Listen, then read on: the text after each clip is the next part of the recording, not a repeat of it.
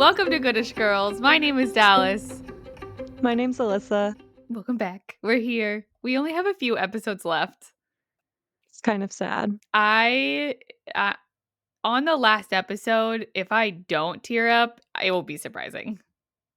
What a journey. I'm not ready for it to be over. We have some super exciting things coming up before it's over, but we're very close. And we only have a couple months until Brimstone. So That's, I think, what's like, otherwise, I feel like I would be like mourning leaving this world, but I know that yes. we're coming back soon. Yeah, So we're about to jump way back into it. We'll deep dive Brimstone just the same as we did Quicksilver.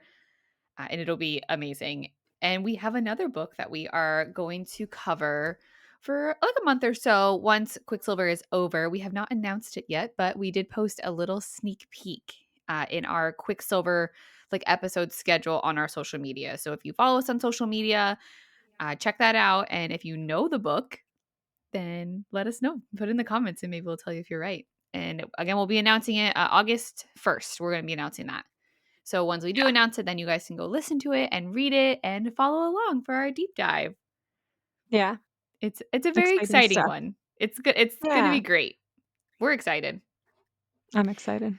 Today, though, we are going to talk chapters 35 through 38. And this last like set of chapters, like the ones we're covering today and the rest of the chapters for the book through chapter 45 there's a lot that happens. There's like a ton of things. So I'm not going to go too in depth with every single thing, kind of like we've done in previous episodes, but I am going to cover the big things. And I do have a lot of questions this week. So let's Classic. get into it. So we're going to start with chapter 35, Oracle. Okay, which is a very important word because we know some very important oracles within this book. So this takes place where Saeris has previously talked to Taylena, right? She has learned everything about God binding tattoos, and she's Freaking queasy. out. She's pale. She's freaking out. Yeah, she's panicking. So she finds Fisher right in his room where he was waiting for her, right? And he looks genuinely happy. And he's until he sees Saeris's face, right? And he's like then worried. He's like, "Oh my god, are you okay, babe? Like what's wrong?" Right? And she asks him why. She's like, "Why have you never said my name before?" Right? He's like, "You called me all these nicknames." She's like, "You've said all these things, Osha, human, but you've never actually said my name." The first time he ever said her name was when he kneeled before her and gave his blood in thanks, right? He explains that at first he hated her because of everything that she represented, which like ow. It kind of hurt my heart. Right? I But hate you. I don't even just hate you, but I hate every single thing you represent. yeah, literally Thank everything you. about you. Ooh, ouch. That would hit me hard in the chest. I'd be like, okay, I have to leave now. Yeah, actually, I'm going to take a pause. I'll be back. I'm going to take a walk. Right? I'm now literally mated to you for life, and you hate everything about me. And you hate everything about me and everything I represent. Yeah, going to stop you right there, sir. Saris is stronger than we are. He says that she represented weakness and vulnerability, but not in Saris, in himself. Saris claims that she's not weak like the butterflies that he talks about. She's like, I am not this like tiny, fragile thing. This is why people need to listen to the bonus chapters when he I first know. sees her. Mm-hmm. He's like pathetic. Pathetic. But he was talking about himself. Ooh, of Yep. course he was. Yep. So he says, and I have some big quotes coming up in here just because I think they're really important. I know obviously everyone has read this book, but these really break down kind of what we're talking about. So he says, "My weakness, my vulnerability. I've known for centuries that you were coming, that you were just going to show up one day and change everything. You're the chink in my armor, Saris, the soft spot where the knife slides in. You are the thing that Malcolm will hurt in order to hurt me, and I couldn't fucking bear it." And then he finally goes in to explaining the full meaning of O'Shaleth. And I want to tell you guys right now, when I first read and listened to this book, I did not see this coming at all. And I would like to know where Callie got this meaning from, right? Like, where did she get the idea from about this like small, fragile butterfly being protected and being so important and so special, and people sacrifice themselves to protect it? That's a great question. You didn't see what coming? The meaning of The whole O'Shaleth? backstory of O'Shaleth. Yeah. It is, like, super beautiful, and I Mhm. love the original cover. Where's my book? Yes. I just dropped a bunch of things on the ground because Yeah, it's look at there. it. Okay, do you remember So, when like we were talking the covers back in the day and I was like, "I love the cover and it will make sense when you finish the book." Now I'm gonna ask you yeah, that question once again. You're obviously done with the book. okay. Does the cover make more sense to you? Does it sit It with you? does. I love the cover, Same. and I love, like, we talked before, you said she, like, have this commissioned or something? She all I know is that she designed it herself. So Right. I would love to ask her I like how she came about designing this and how this vision in her mind came to the paper. I don't know, but I'd like to know one day. I I love it, and I know it gets so much hate, and I will stick to They my need to thing sit of, down. like, it's not traditional, right? Like, if you walk down a romantasy Mhm. book aisle, it's not super in line with everything else. Right. It is different, but I like it, and, I think it's I'm great. excited for the new ones. I'm excited for, like, what's the word I'm looking for? Like How that they they'll all be match. alike. Yeah, Yeah, not like in a not series. conformity. I can't think of the word I want to say, but I'm excited for that, but Mhm. I like the first cover I do too. like the first cover. And I wonder if one day for those who do like the original cover, if there is a picture or a scene in mind that Callie has that one day she will put on paper like the first edition, right? Maybe it's like Saeris, like the Mhm. OG cover of Saeris that she would have wanted for the second book. Yeah, that would be interesting. I don't I know. do, I guess, understand why people look at Kingfisher's face on this Mhm. first cover, and they're like, "That's not my Kingfisher," because it's just not how they maybe imagined him. Like, Yeah. uh, but that's not enough reason to hate the whole thing. But I mean, I kind of imagined him like that going into the book because I looked at the cover before I opened the book, right? So it gave me kind of like a Oh, preference, right? And he is now, look he does look young, did you right? read it first or you listened first? I Or Oh did my both gosh, I have to together? remember. I've done both many times. Now I have to think about it.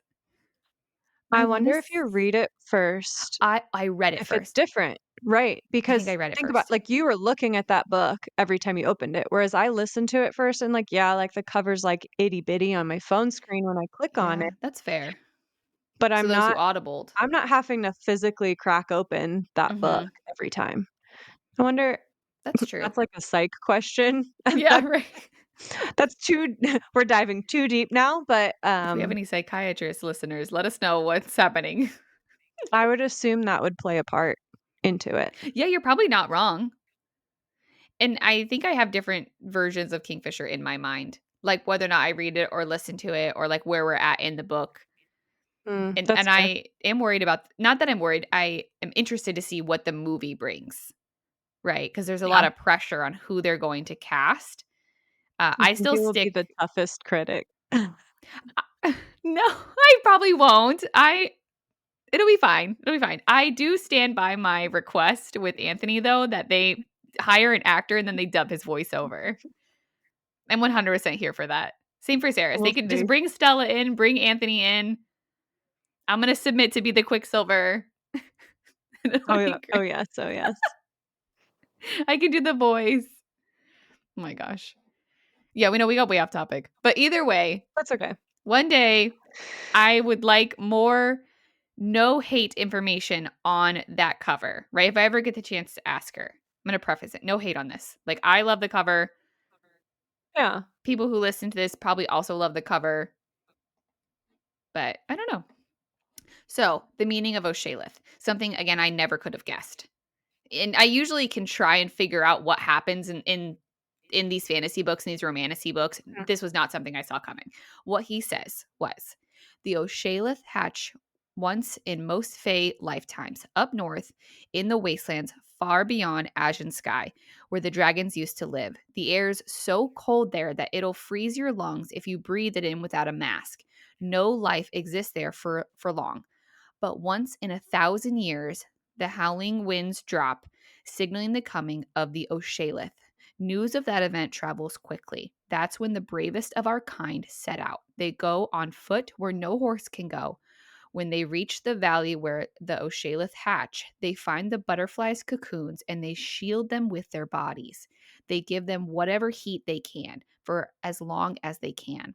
It can take up to 12 hours for them to break out of those cocoons, but when they do, it's the most beautiful thing a person can experience in this lifetime. They glow blue and pink and silver with an ethereal light.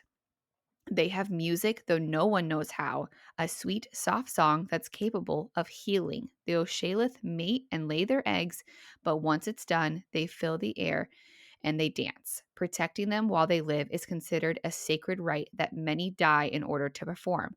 That's what Oshalith means in Old Fae Saeris. Most sacred. Oh, I have goosebumps. Okay, so imagine somebody's like,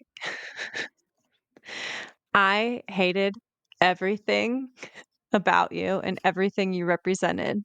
Yeah. And then one breath later, they're like, by the way, the nickname I've used for you this entire time is the most sacred and meaningful thing you've ever heard in your whole short little 24 years on Yeah. Earth.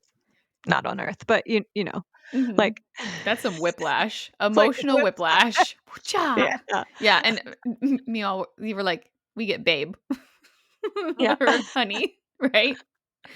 Oh my gosh, the bar it's being raised. Thank you, Kingfisher.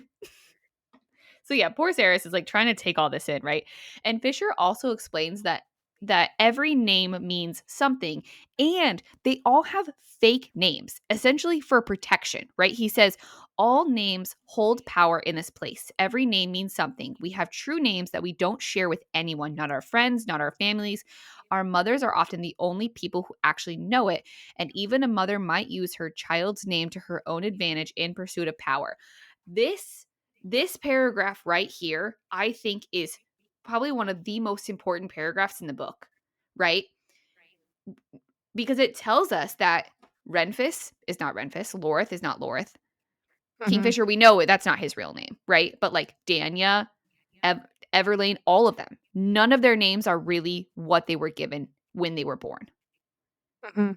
I I Interesting. have a hard time wrapping my mind around that concept and like the point of it. I know there is a point. I have a hard time with it. Do you know what I mean? I do. Uh, It's yeah. crazy. It's crazy. Yeah. You know what I mean? Like what power? What power are they how can Renvis's mom use his original name against him? Like they know that they know his mom. They know Renfis. They know when he was born. Like the people around him, right? Mhm.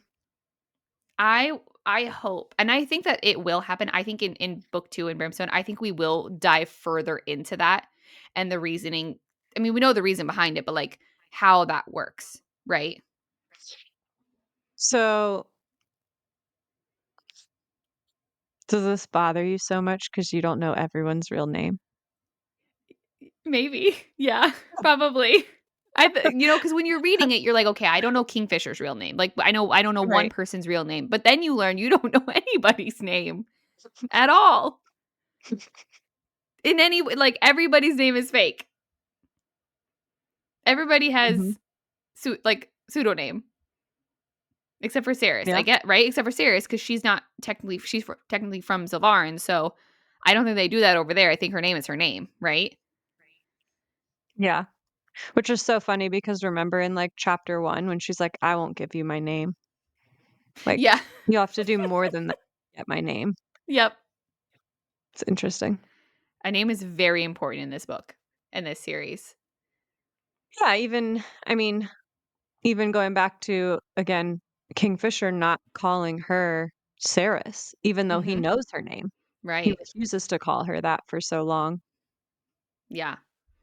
It's Very wild. interesting. I wonder if we'll learn anybody's real name in the next book. I I don't don't know. know. Will they Makes be me a think secret? of, Mhm. Tangled, Flynn Rider, and Oh, his real name is Eugene. yes.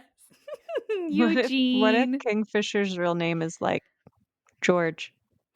So, there I saw online the other day, so when he sorry, I'm, like, going in full circle. So, when he writes the letter to Saeris that we will go over in just a little bit, Mhm, he signs the end of that letter just with the letter F.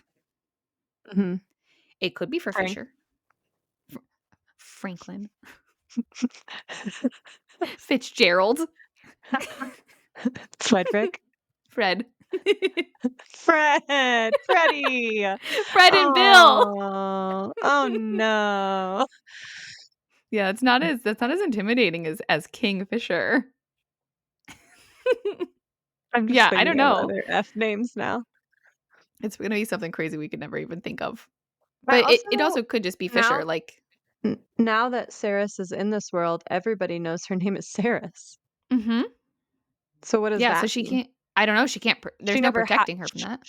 she never had a yeah, like, she had no family to protect her name and call her something else Mhm. when she Right. was growing up. She was just thrown into this world as an adult, and everybody knows her name now. Mhm. Maybe I they'll don't know. just call her Queen from now on, because technically she is. Queen Fisher, Queen QF. Fisher. Kingfisher, Queen Fisher. Yep. I don't know. Yeah, the name thing, It it's is such a cool concept. it is interesting. I still have a hard time processing it. But I think that's okay. I think that tells That's you that that's it's part of it, right? Yeah. right, you're supposed to. Mhm. It's not a bad feeling. No. I hope we get more details on that in the next book. I need it. We'll s we'll So, see. Saris is sobbing at this point, understandably so, right? And she questions how he knew. She's like, how did he know this whole time?" We then learn that his mother was an oracle or a seer, and he explains that she knew Saris would come one day and be with him. He wasn't allowed to say all of the things, but his mother knew that she would die soon, and she wrote everything about Saris, that Saris would one day come in and guide him. She didn't know what her name would be, but that she would have dark hair. And his mom drew pictures of her and captured her almost perfectly. The only thing that was missing was that her ears were pointed, and sometimes his mother was wrong with the little details that had big consequences. This makes me so mad sometimes because we know toward like more of the end of the book that the fates he changed it. Zorth changed it, right? So Zorth, Yeah. god of chaos, decided that he didn't want them together. And we're going to go into this like later on in these chapters, like further episodes down. But she was supposed to be Fae. She was. And he like picked her up and dropped her in somewhere else, right? Not just somewhere else either. In the worst place. He was like 6 ounces of Literally water a day for you, babe. yeah, literally the worst place. Also, not to go on another tangent, I was on a run this morning and I brought a baby water bottle with me. Oh no. And while I was running, I was like, I wonder how many ounces this is. And I looked at it, it was 10 ounces. And I was like, it's baby water bottle Yeah, and a it's little. Oh, you mean almost like the twice mini ones? the mini ones. And I was like, because I had leftovers from my daughter's birthday party. And I was Yeah. like running and I like looked at it and I was like, this must be like 6 ounces. And I was like, this Mhm. is 10 ounces. It puts it into perspective. Yeah. That's almost 2 times the Mhm. daily limit or daily That's allowance. insane. That's insane. Yep. I wonder if Callie measured it out. Like, I'm sure she did. She was like, "What's an extremely low amount of water?" I don't Insane. know. I can't. Yeah. Thankfully, she's It's very wild. high. Saris is very hydrated now, Oh, yeah. and we know that Hayden is also. I'm not going to say very hydrated. I'm going to say more hydrated than More he hydrated. was. Yeah, because I think he has 3 times the water ration now, but it's still not a good amount. Ceres's skin probably looks great. Oh, I'm sure. Yeah, Mhm. definitely. Until she goes in It's the probably forge and glowing. yeah, Well, It gets all messy. But yes, no, you're probably not wrong. Drinking water is very important for your skin. Yeah. So Kingfisher's mother told him about the mating bond. But when he met her, like when he met Saeris, he could smell the mating bond on her. And I think that answers a couple different questions for us that we have asked in previous episodes as well. Like, can you smell the mating bond? Does it have its own kind of scent? Mhm. So he could smell the physical mating bond on her. And I think I still go back to my theory that Wendy, a couple episodes back, I think Wendy could smell the mating bond on her. When we were interviewing Stella and we talked about her favorite, like, other characters other than Saeris, all Hmm. I could think about was Wendy, but I chose not to bring it up, but Oh, you should have brought her up. I know I thought about it, and then I was like, "Nah, like, we're going somewhere else," but I love Wendy. Wendy is a great character. I hope Wendy comes back in book 2. Yeah. I think Wendy was Well, a little Easter egg, and I think I could she's an important character. I could see her coming back She know for she sure. she seemed to know a lot of things. I think she's also an oracle Mhm. Yeah, because she's like, "Oh, the I could see that. Zelvarin girl," and then she's like, "You seem special." Like, I was like, "Lady, Yeah. you know a lot. You know a lot of things." Yeah. Who knows though? I could be wrong. So he speaks more about the markings and how frustrating it is to have a fate decide for you what happens instead of deciding for yourself. He says, historically, marks like that come at a cost. They're kind of marks that people will want to write stories about and not happy ones.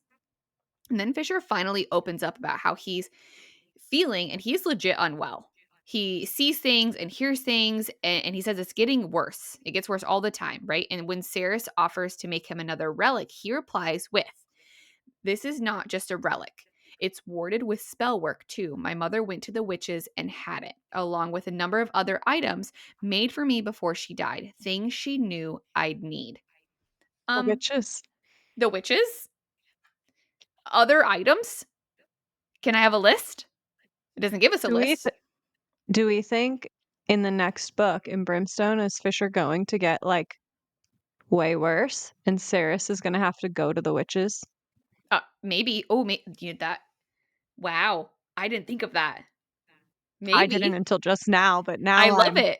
now Yes. my brain is going, like that She has to find the witches, right? right, Because they're the it's the full are he's missing. right, we're losing him. Mm-hmm. The only way we could contain this before and keep him, like, somewhat stable was this relic that was warded by the Mm-hmm. witches. Right. Do we need to go find the witches for something else? Yeah. Where are the items? Items plural. What The are items they? the Where pirates are of they? the items. Yeah. Where are they hiding? That's where the pirates come in, That's where the pirates come in. Where they're in the dragon's lair. Maybe bring it all together. we're cracking this case wide open. I'm cracking the code. Putting the puzzle pieces together. It reminds me of that TikTok of that lady who has all the math symbols like floating around her. Yes, that's me right If you know, now. you It's know. gonna be a short on TikTok, me. Yes, I'm cracking the code! I've got it. The pirates. Pirates, the witches, the dragon. They're all coming back to us now. Look at us. I'm 100% here for it. It's gonna happen. Yeah, items, plural. And I wonder how many people read over this because I also, in the beginning, read right over this. I was like, "Oh, that's Yeah. fun." So if you're listening to this, did you read over it? Did you catch it the first time? I mean, I for sure did, right? Like, it I think there's a lot of details in these books that are so easy to read over the first time, Mm-hmm. and Yeah. you won't notice until you go and do a reread because a lot of times these details don't become important until Mm-hmm. later. And, Yes. why would I file all these tiny details away not knowing if I needed it later? Mm-hmm. Agreed. Yeah. I wonder if you were supposed to miss it the first time.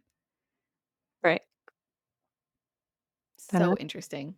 Yeah, no, I definitely missed it the first time. And then I went back and I was like, "Oh, okay. All right. All right." yeah. Yeah. So yeah, a number of items that Mama Fisher knew we would need. So Fisher also states that eventually he will be too far gone, but Saeris doesn't need to worry about it because he will reject their mating bond and she won't have to deal with him. So he knows that he's like getting worse and it might be too bad. So I think that does go along with your theory of book 2 of like he's gonna go too far, right? And she's gonna have to save him because Mama Fisher says like she will save you, like she's gonna help you, right? The Quicksilver's like you need to save him, and I know that she does save him in this book technically, Yeah. but who knows if that's actually what the Quicksilver was talking about because it knows all the Right. things, right? Right. So they say, I'm not sure how it works exactly. I scoured the library at Kalish. For 2 weeks, I read everything that I could lay my hands on that referred to the mating bond.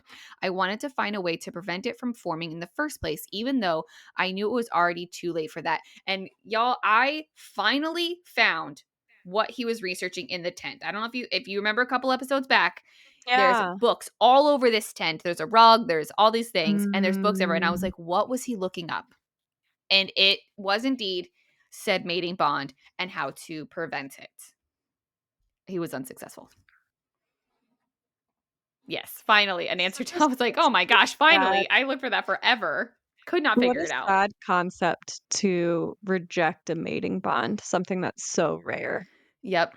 Obviously, we know what happens here, but, like, Hmm. just the idea, Yeah, the thought of it. so sad.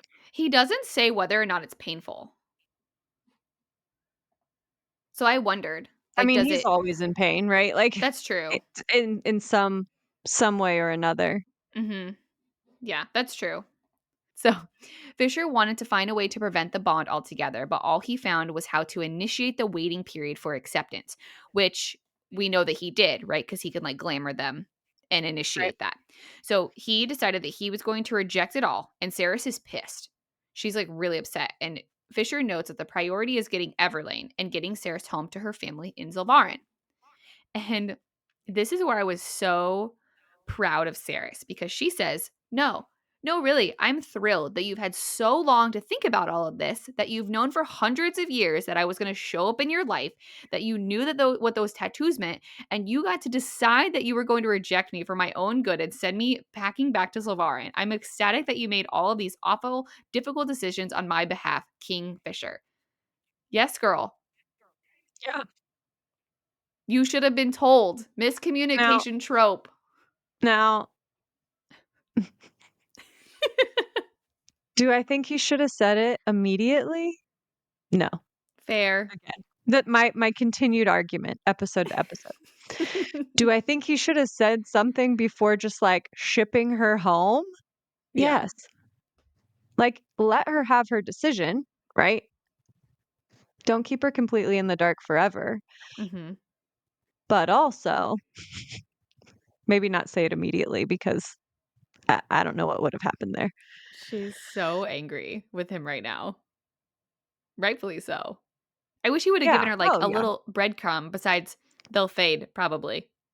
There Mm, was other like there's other things. You could like it means that like we are in this I don't know, the fates are deciding something. Say it gently, right? Like mm, sugarcoat it. mhm. Give her a little something. Nothing. He was like, "Meh, probably fine." He's Yeah. working on his gentle communication skills. So, but either way, he didn't, and she's mad. So, continuing on to this, before you guys continue on, we are going into some sensitive content, some trigger warnings from this book that include thoughts about self harm. So, if this is something that you skipped over within the book, just skip down maybe like a minute or two, and we'll be past this portion. So I just want to put that out there before we continue on. That way, everyone has a moment to either choose to listen or choose to move forward from this point to another, to like, again, maybe a minute or two, and then we'll be over that part. So Fisher is not dying via the Quicksilver. However, he says that what he deals with is not a life to live and he won't do it forever. Saris clarifies that Fisher is planning to unalive himself and he tells her Renfis is going to help him. Saris stops him mid sentence and calls him selfish. And the silver responds. The silver swallowed the green in his eye entirely. Like, poof, So gone. interesting. And I am begging for a Quicksilver point of view. Literally begging for one. I don't know why I need to know what the Quicksilver is saying, but like, is it upset? It's probably pissed, right? because it is him. It wants to live. It chooses to keep Yeah, him around, right? So that's did his it host, right? know? Like, that's its host. That's its Right. as a, like, parasite, that Hmm. that's where it is. Is this the moment that the Quicksilver found out that this was his plan? Has he never said it out loud before? I don't think he went around telling everybody, right? What But if did he Renfist is said? going to help him, did Does they, like, Renfis speak in know? code? Does Renfis know that he's going to help? Interesting. And then Saris responds with some legit questions, right? She's like, "Okay, are you okay with like chilling around when you die because Lorreth is still here, right? And are you okay with Lorreth cutting his life short as well because he has no plans on letting your soul be trapped, right?" Which I guess Mhm, that was also supposed to be a secret. Fisher's like, "Oh, you weren't supposed to know that, but okay." And she's like, "Are you comfortable with asking Renfis to do this for you and not tell anyone?" So I mm, truly think that this is the moment that the Quicksilver found out that this was his plan. And I think it was pissed. I think it was really mhm. upset. And That's I very think that's interesting. why it went like immediate like 0 to like poof, Yep. big. That's Yeah, just my because think guess. how loudly it would be talking at that moment. Oh, I'm sure it's screaming at him. Absolutely not. You will not do that. Isn't that wild? Interesting. That's my thought. So she decides this is ridiculous and she's getting herself to the library in college to research how to save Everlane and Fisher. She's like, I'm going to go figure this out because your solution is not the solution that we're doing. Thank you. Have you ever I don't think we've ever discussed this. Have you ever thought about why Saris can't hear what the Quicksilver is always saying to Fisher? I think it decides. I think the Quicksilver decides when it's going to be speaking to her or not. And this is why I say this because when it was like when she was forging, I if I remember correctly, it was like Lorreth's sword, right? There was a long moment of silence and then it decided. I think it was talking to itself, right? Like thinking to itself or speaking to itself.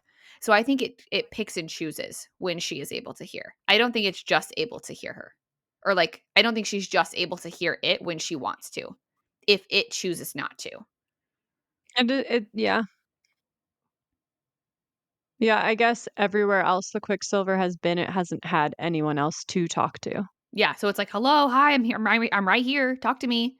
Right. Whereas this Quicksilver has had Fisher to talk to, torment, Yep, everything for for a how long long? time. Mhm. Exactly. Interesting.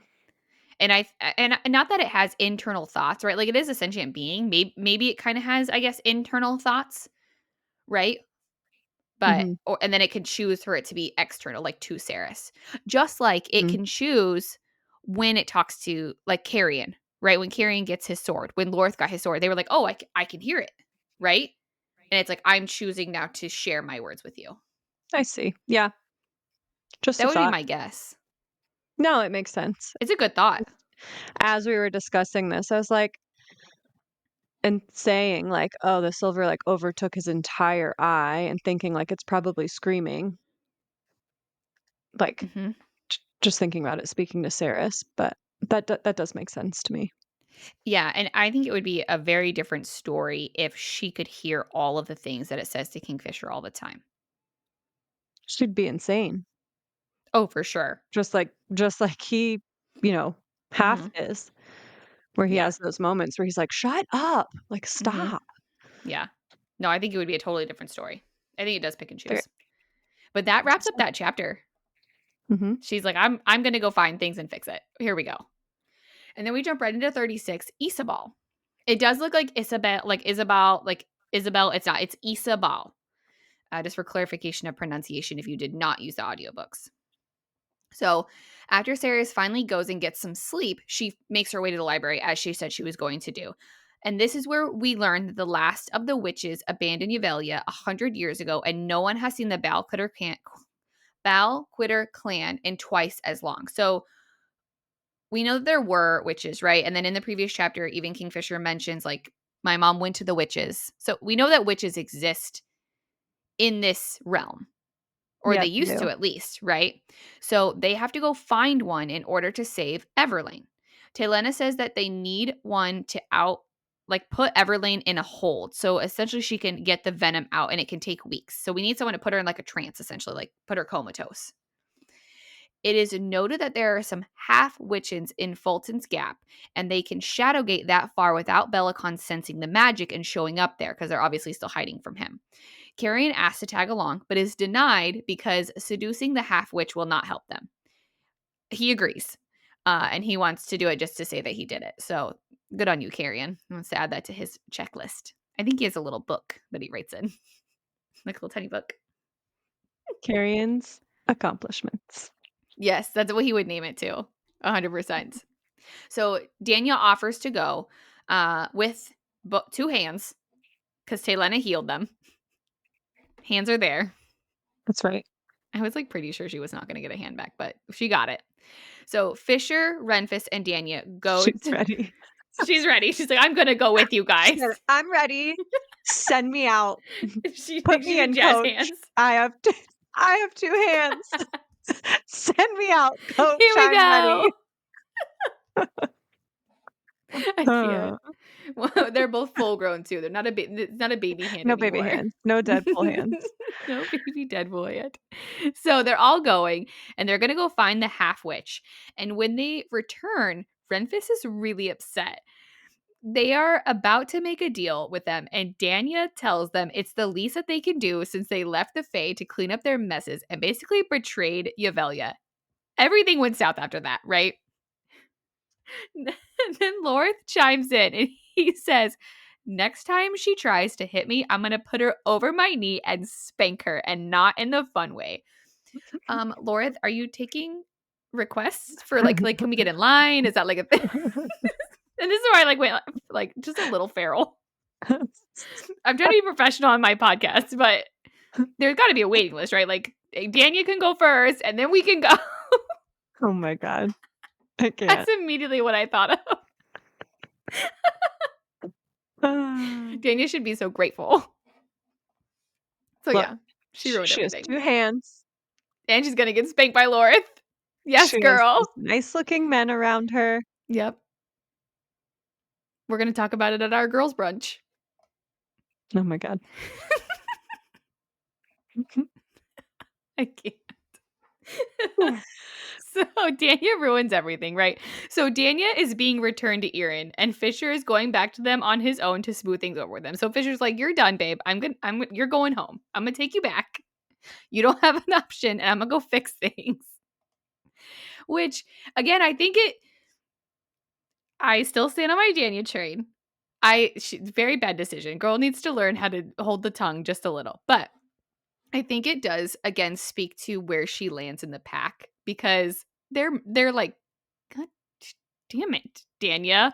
But they don't like kick her, you know what I mean? They don't like kick her out of the family. Like this is just who she is.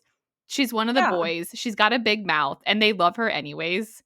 Which is why I again think that Morel was a huge part of the pack. And I think she was like the mediator of them, if I had to guess. And I think without her, it's hard for Danya. It does, after reading the bonus chapters and then like looking at the pack as a whole, it seems like the weight is poorly distributed in some way. Like there's something about it that just doesn't quite all fit together. And I think it's supposed to feel that way. Yeah. Which is interesting. I would agree. So without Morel, I think something is missing within Danya. And I would like in the second book to dive a little bit deeper into her thoughts and her grief when that happened, like when Morel dies. And again, I hope you've all read the bonus chapters by now, because I think I've said it on every single episode, and we did an episode just on them alone. So if you didn't, now you know Morel dies. R.I.P. So either way, Danya went home. She's doing her thing now. She's probably really upset somewhere. They did find one half witch who looked pretty young, but was a real spitfire. She said a bunch of mean things to Renfis, and then she used magic to throw him in the mud. So now Renfis is altered. Poor Ren. Poor sweet Ren. He probably needs a nap. Like he's so over the day, right? Fisher goes and he returns with Iseabail. She's the granddaughter of the Balquitter High Witch Melina. Fisher claims that the humans are not going with, but obviously Saeris argues and that Everlane is their friend. Carrion reminds him that he's never met Everlane. He's like, I never met this gal, but I'm going to go for you in solidarity. LOL. Thank you, Carrion. He's like, I've never met Carrion her. Carrion gets FOMO, okay? Oh, 100%. Yes. Carrion He's, Carrion's like, "I have 2 boots. I'm going." yeah, 2 boots. Oh, a potted plant. 2 boots and a plant. He's There should be ready. a sticker that's like 2 boots and a little plant Oh sticking my out. gosh. Okay, so now we have a list of stickers that we need to I make know. I gotta somehow, open some this way. door. I can't draw anything. I'm not creative in that manner, but if anyone wants to make these stickers, please do. Cute. We have I need a kingfisher candle. I need a girls brunch sticker. I need a boot plant sticker. We got a list of Yep. goals here. Yep. One day we'll open a merch store and we'll put them in there. Yep.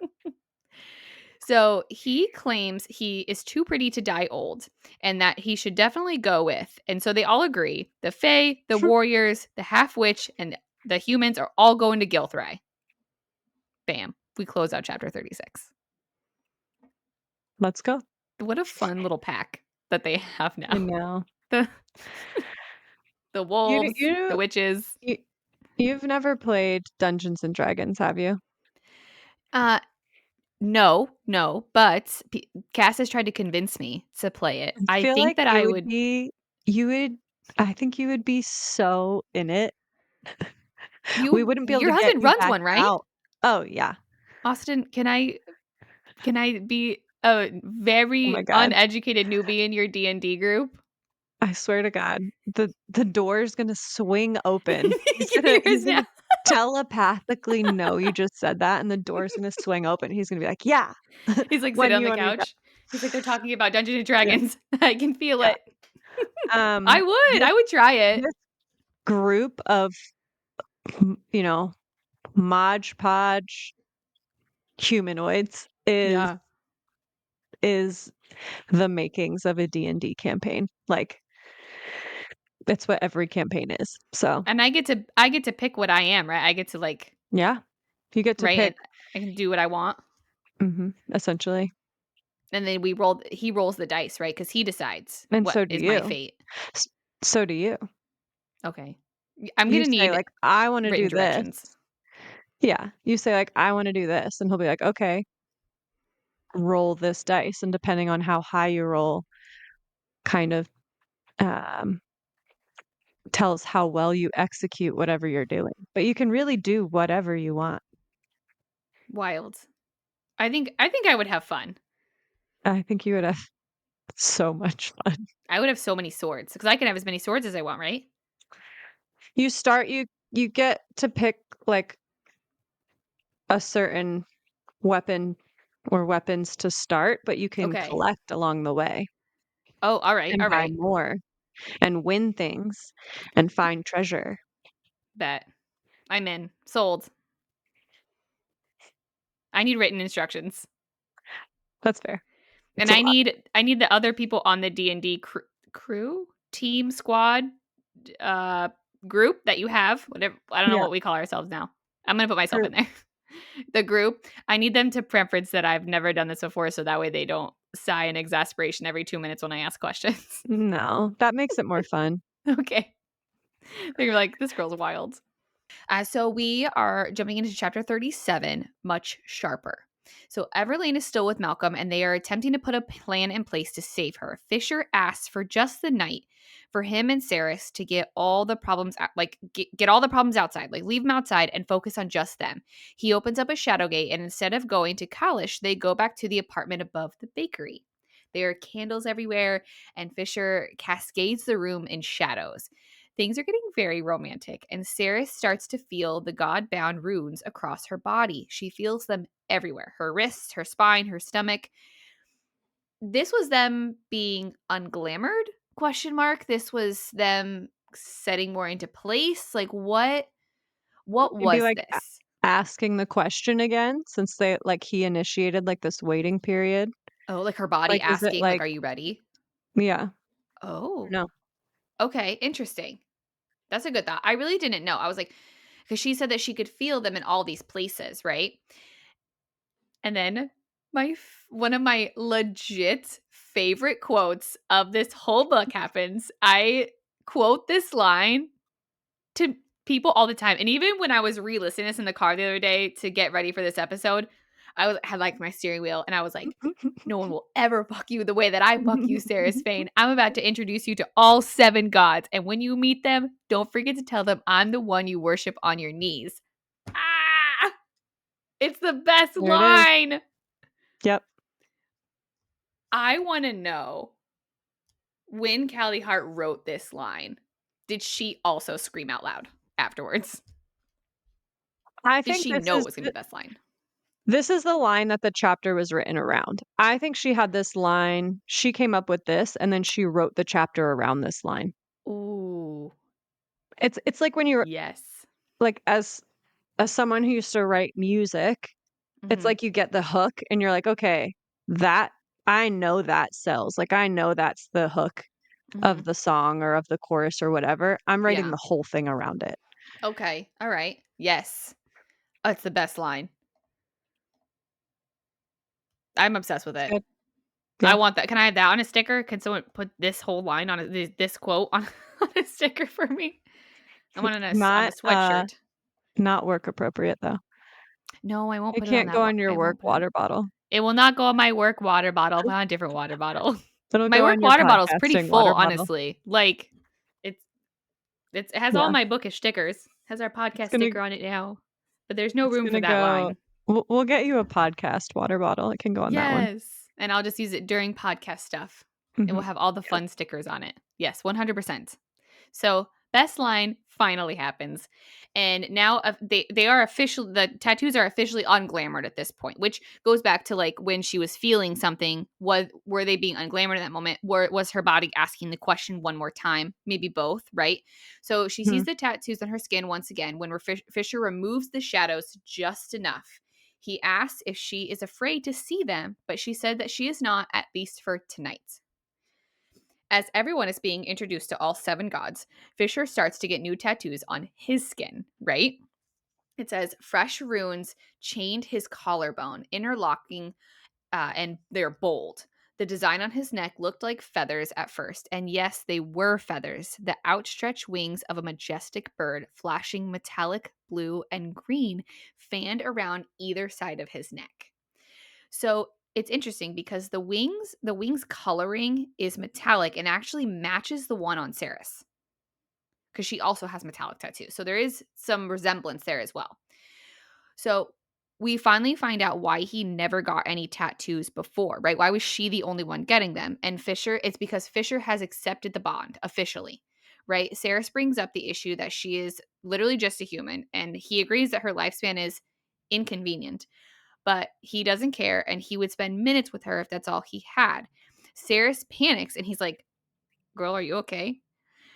With how she reacted, Fisher covers that tattoos once again and he tells her that she has a few weeks to make a decision. No rush. If it's not accepted, the tattoos will just disappear. And then he says, "I'm in love with you, Saeris Fane." He whispered quietly into her hair. "And I'm already half mad anyway. What's a little complicated thrown into the mix?" And just about she's about to interrupt, he says, "Please, for the love of gods, don't say anything. Just let me have my fantasy just for tonight." And it's rare for him to like kindly ask for something for Yeah, himself, right? yeah. This was a rare moment. And it was a special moment. And she agrees, right? They calm down and Saris reminds him that he came to Ballard to get something. She's like, "Hey, we came here before, like you needed something from the people. What was that?"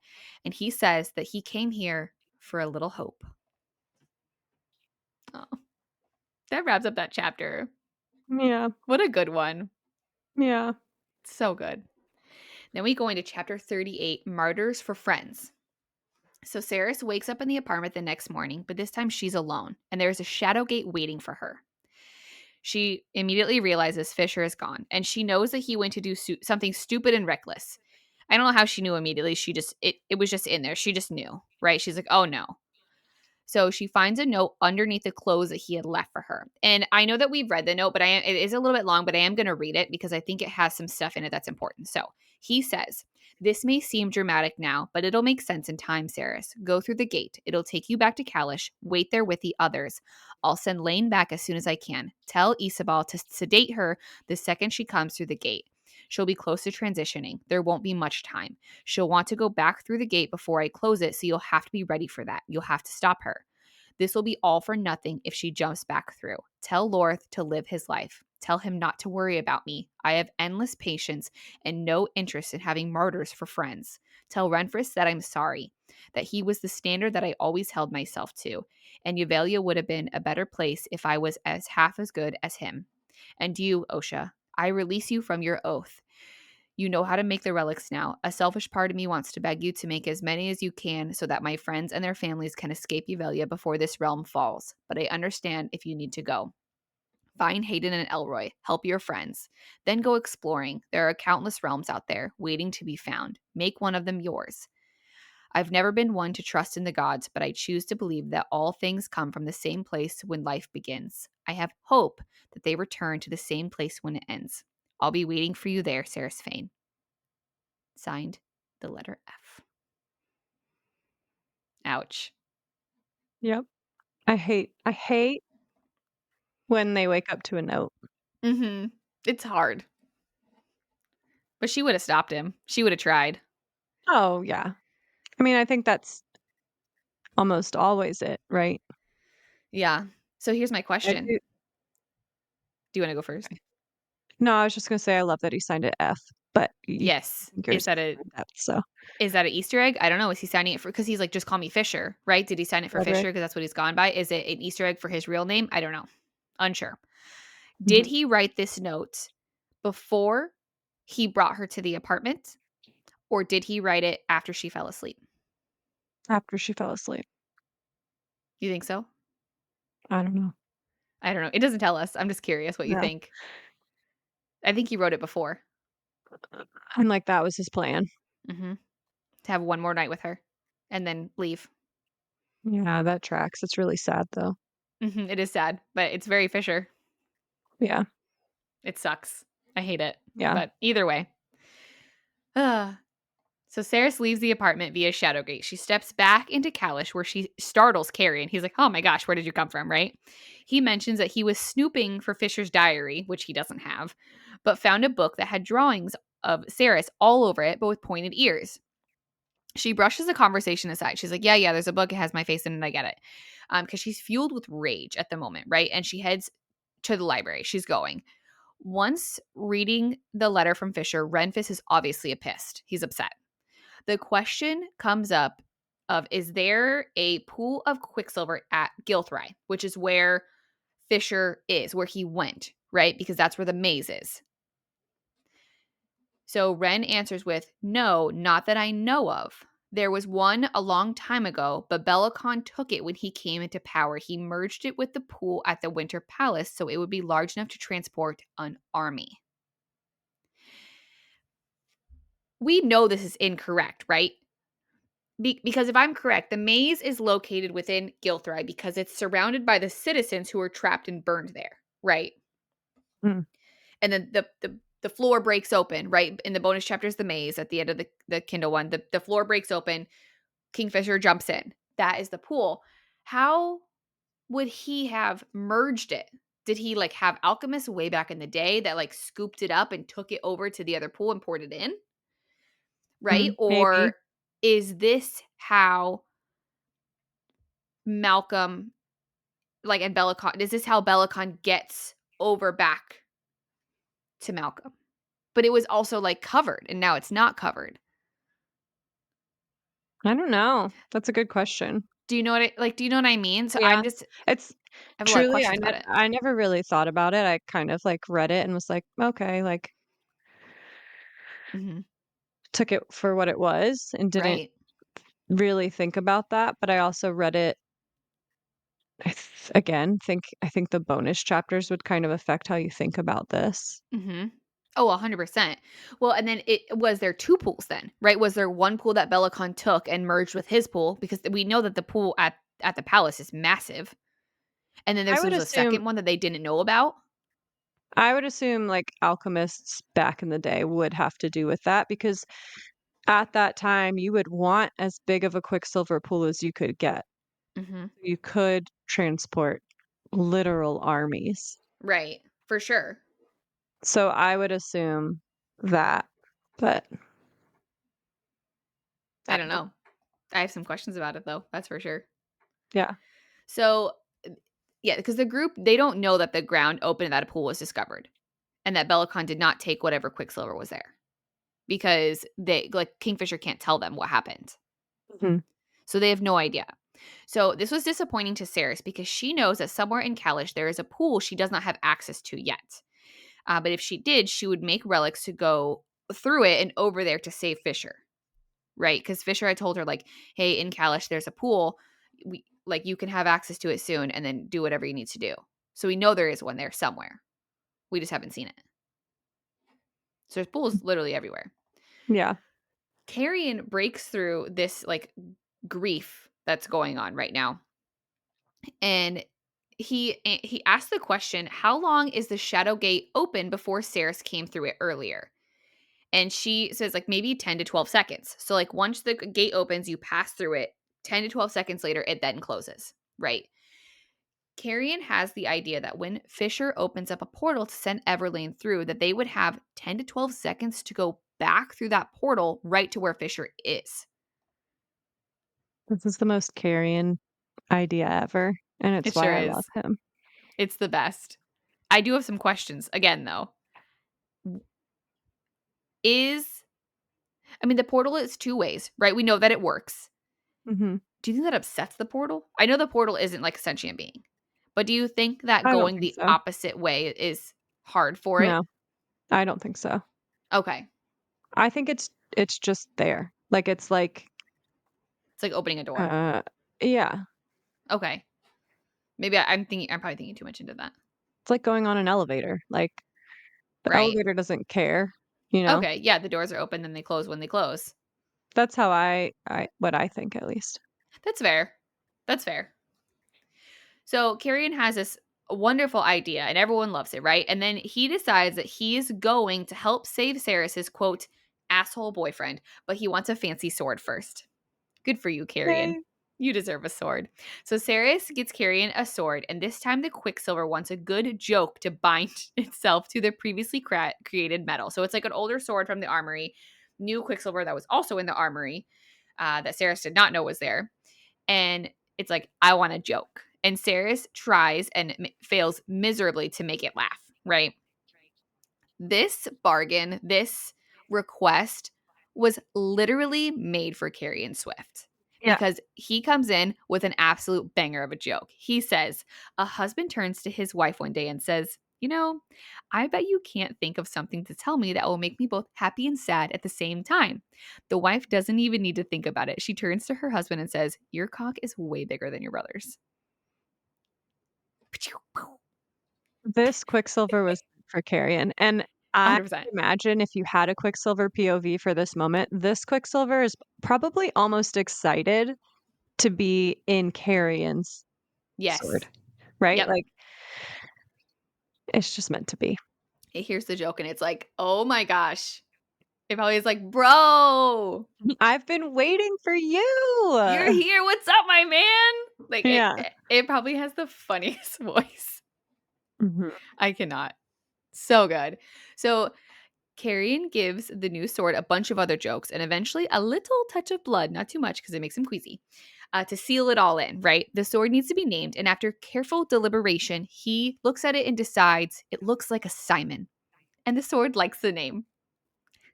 Again, Since furthering Simon my was argument, created. they're meant to be together. Yeah, they really are. They really are.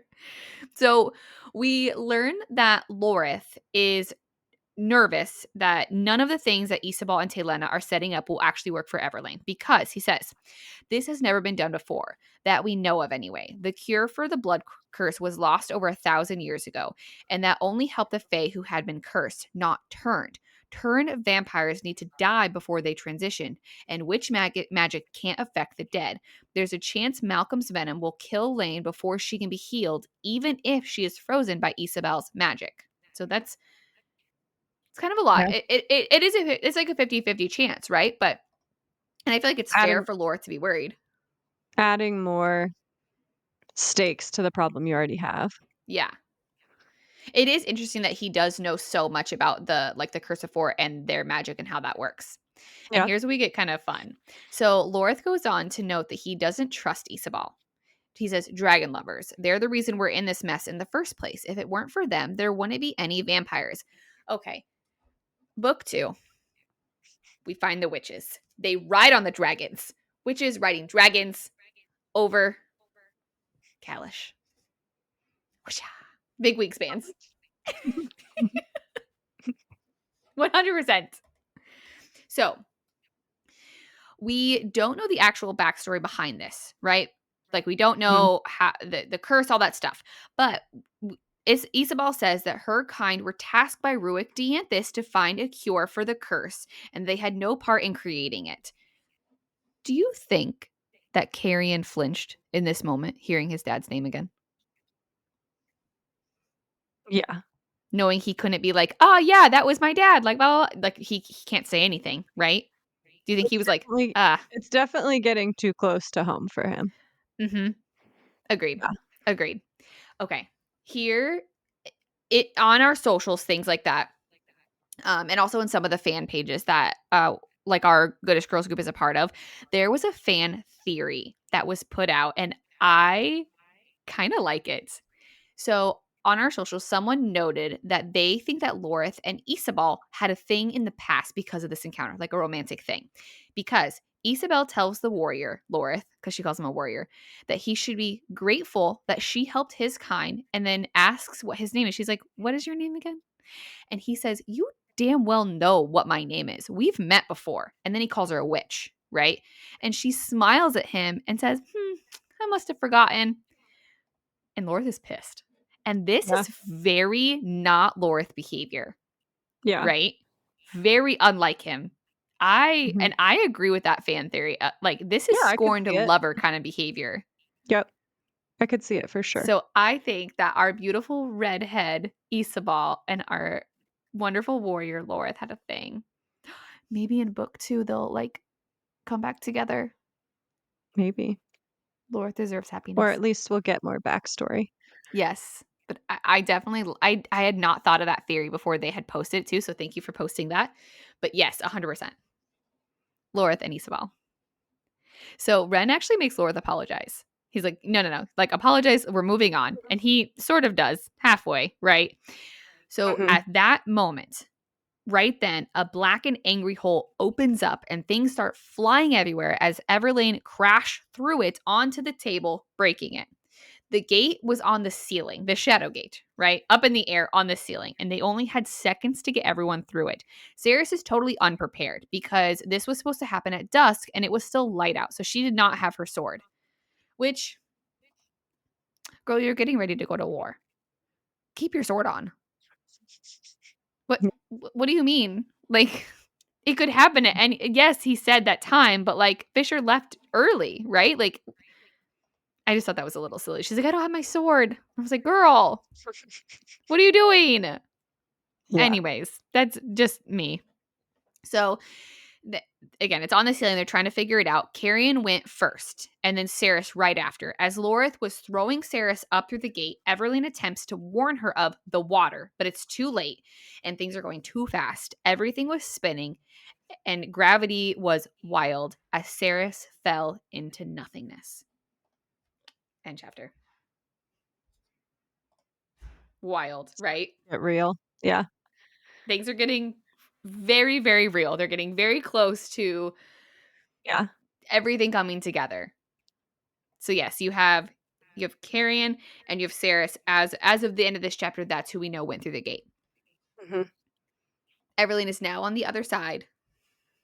Broken the table. All the things went Broken everywhere. the table. Table broken. Poor girl. It's all right. She has Fae healing. She'll be fine.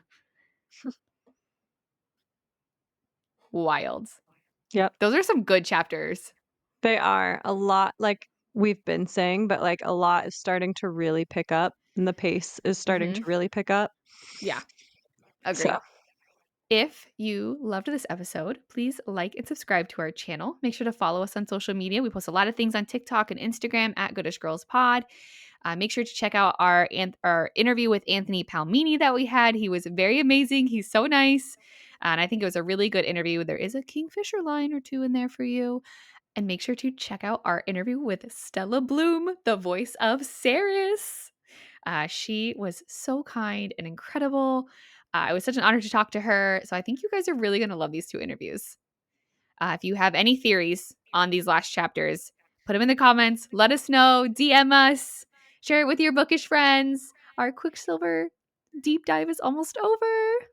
Oh my gosh. And we have one more very special thing coming up that I'm not telling you yet. Aha.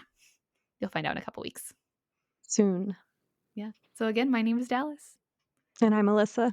Thanks for listening to the Goodish Girls. Bye. Bye.